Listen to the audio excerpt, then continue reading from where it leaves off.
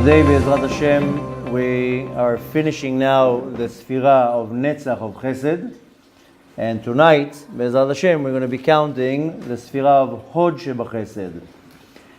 Hod Shebachesed, if we need to title it with two words, in Hebrew it's called Hakarat HaTov.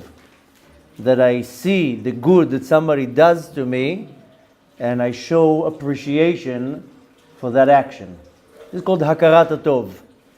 And unfortunately, many people, they don't have this quality. Somebody can be kind to them, help them, go out of their way for them, and there's no Hakarat HaTov here.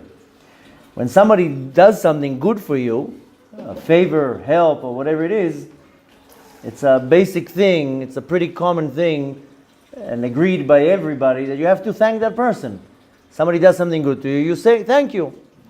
But thank you is not really Hakarat HaTov. This is just a word, thank you. You see sometimes parents, they want to teach the child, somebody gives the child a lollipop and the parent will say to the child, no, what do you say? Say thank you. So the child, like a robot, says thank you. And the child just doesn't understand what he's saying. So also with us, we used to, when somebody does something for us, we tell them thank you. That's in a good case. Some people even thank you don't say. But nevertheless, thank you is not Hakarat HaTov. Thank you is just moving your lips and you saying a word, thank you. Hakarat HaTov, the real thanks, this is called Midat HaHod, the Midah of Hod. There are many ways of interpreting Hod. Today we're going to talk about Hod specifically with the root of the word Hod is for the word Hoda'ah or Hodaya, that I thank.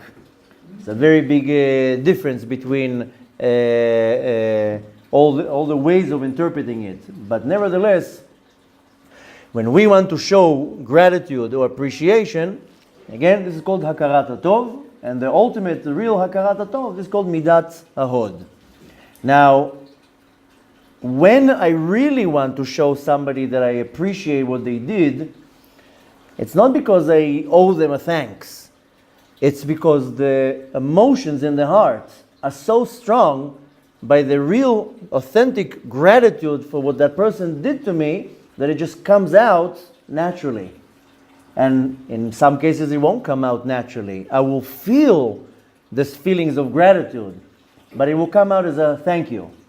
Needless to say, the other person says, thank you? That's what I get? A thank you? So we have in us, when somebody does something real good to me, this sensation in my heart that I want to thank that person. If I don't feel that, that's already a problem. We're talking about when you feel that. If a person does something good to you and you do not feel this overwhelming feeling to show gratitude, something's wrong in your system that you just think that you deserve it. That's already a big problem. We'll talk about it in the end of the class, what happens when that is going on. But nevertheless, when I have this emotion or this feeling in my heart that I want to show gratitude, this is coming from the midah, from the attribute that is called Hod. Now, like I told you before, thanking is not just with your lips. That's very easy to say thank you. But the real thanking is taking the deep emotion in my heart and of thanks and gratitude and to express it outwards. And doesn't matter how it's going to come, because one person will feel that with a hug, another person will feel that with the right word, another person will feel that with an action. But nevertheless, this is a normal and basic thing that when somebody does something good to me, has to be some type of a Hakarat HaTov. This is in very, very short what it means, Hod Shebachesed. The gratitude, the feeling of gratitude and being thankful that's coming from love. It's not coming because I need to thank you or because I'm forced. It's because I am actually so overwhelmed with these feelings of gratitude, but it's coming from a place of love. This is Hod Shebe'ava, Hod Shebachesed. Now, if you're looking at our day, we're starting our day with thanking. Even though I explained the other day that when we wake up in the morning and we say Modeh Ani, it's not necessarily I thank you. Rather, Modeh means I admit. We explained that in the first classes, that I have to start the day that I admit to Hashem that He's the force above me. Modeh ani lefanecha. I admit in front of you. This is grammatically correct in Hebrew. When somebody is found guilty, or before he's found guilty, they tell him, do you admit? Ata modeh? He says, ani modeh, I admit. So in the morning when I say, modeh ani lefanecha, I admit in front of Melech Chai v'Kayam, the ultimate king, that you are the king and I am a nothing. But nevertheless, you can also keep the words in their context, and modeh ani lefanecha, that I thank you. So we start our day with thanking. And we thank the Kadosh Baruch Hu for creating me, for giving me life again, for today, what's awaiting for me. There's awaiting for me a lot of challenges. I already thank Hashem. Thank you for all the challenges I'm going to have to deal with today. The bank is going to call, the credit card company is going to call, the landlord is going to call. I'm going to get so many calls today. Thank you, Hashem, that it's only the landlord that's calling and not Hotzah Lapol that is going to call. So, but nevertheless, we start the day with thanking. And this is, so to say, the attribute or the power of the morning, that you start the day with thanking. Now, why do you want to start your day with thanking? Because however you start your day, that's how most likely the day will continue. And if you thank Hashem deeply in the morning for creating you, for giving your soul back, for giving you another opportunity, then by default you are humbling yourself in front of Hashem. So the rest of the day you carry with you feelings of gratitude and thanks, not only to Hashem, to other people that do good things to you. Now, the same ways with Hashem, it's the same way also with people. So if I constantly thank Hashem, we're not now learning classes about how I need to have thanks and gratitude to Hashem all the time. But the same way that we're learning that I need to have thanks and gratitude to Hashem, then it will work the exact same way with people.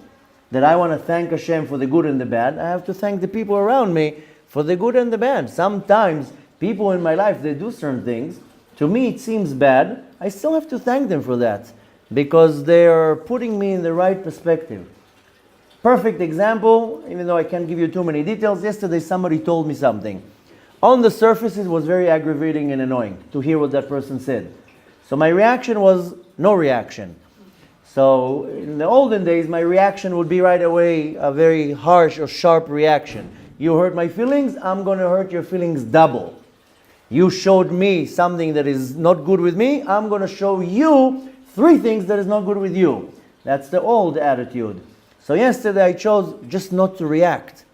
Why? Because you let me think. And after a couple hours, when the ego calmed down, then I was like, you know what? That person was used by Hashem to be an alarm clock. How many times you say to somebody next to you, I'm going to take a nap for an hour, wake me up. And the person doesn't wake you up. Why didn't you wake me up? Well, I forgot. But I need to wake up. So sometimes Hashem is sending you alarm clocks. Not to wake up, rather to, I forgot to do something. And what that person told me, I could have taken it very personally and get very upset at him. And if Chas v'Shalom I didn't have control over my anger, I would come back with such a comeback, and it would cause a fight and an argument. But the idea is that I notice after a while, wait a minute, that person is just an alarm clock. He's just Hashem's messenger to remind me something that I need to pay more attention to. So what do I need to do to this person? I need to thank that person. Can you imagine how funny that would be if I call him to thank you so much for the message yesterday. You did an amazing job. You reminded me what I'm supposed to do. But that's the same idea that I'm thankful to Hashem. I have to be thankful to other people. Now, very interestingly, if you're looking at halakha, the halakha explains to us that there are 4 people that need to say gratitude or to say thanks to Hashem, what is called Birkat HaGomel. 4 types of people. The first one is a person who was seriously ill and he became cured, or he healed in a miraculous way. It's called Chole. The second one is called Chavush. A person was arrested, was sitting in jail or any type of detention, and he got out of jail. You have to say Birkat HaGomel. The third one is called Yordei Hayam, somebody who crossed the ocean. In our days you fly, but when you fly from one continent to another continent, you have to say Birkat HaGomel. There is an argument with the halakha that I heard not too long ago, because I flew 2 weeks ago from New York to Florida. Now, I didn't look at the route, but technically the plane could have been over the land the whole way. Who says he went over the ocean? Now, do I say Birkat HaGomel or not?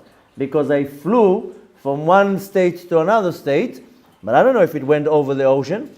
Nevertheless, we checked the route and the plane did go out above the ocean, and to some degree it was above the ocean. You still have to say Birkat HaGomel, which comes again, different questions in halakha. You fly from New York to Los Angeles, you're flying on land the whole time. You still say Birkat HaGomel? The answer in most cases will be yes. But nevertheless, this is just the halakha, it's totally off the subject. So the third one who has to thank Hashem is Yordei Hayam, somebody who crossed the ocean. And the fourth one who has to thank Hashem is a person who crossed the desert. Desert is considered a dangerous place. In the olden days, they used to go from one city to another city. Sometimes it would take a whole month going on a convoy from crossing the desert. So you have to say Birkat HaGomel. This is according to halakha, when the Torah tells you, you must thank Hashem publicly and out loud.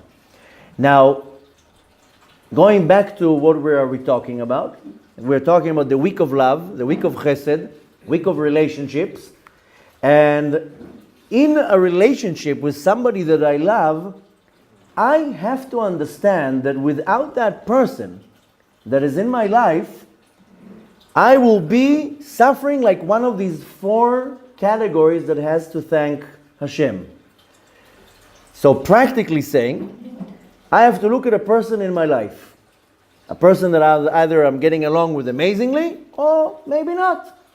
Everybody has at least one person in their life that they're kind of, I'm going to say it in a rude way, stuck in that relationship.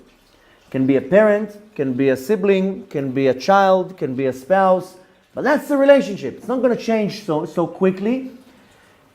And of course, we all have good relationships. But take a relationship, good or bad, and say and you have to see and feel that without that person, I would be one of these four people that has to thank Hashem. That without that person, either I'll be sick, either I'll be a prisoner, I will be detained, either I will be stuck in the heart of the ocean, or I will be stuck in the desert.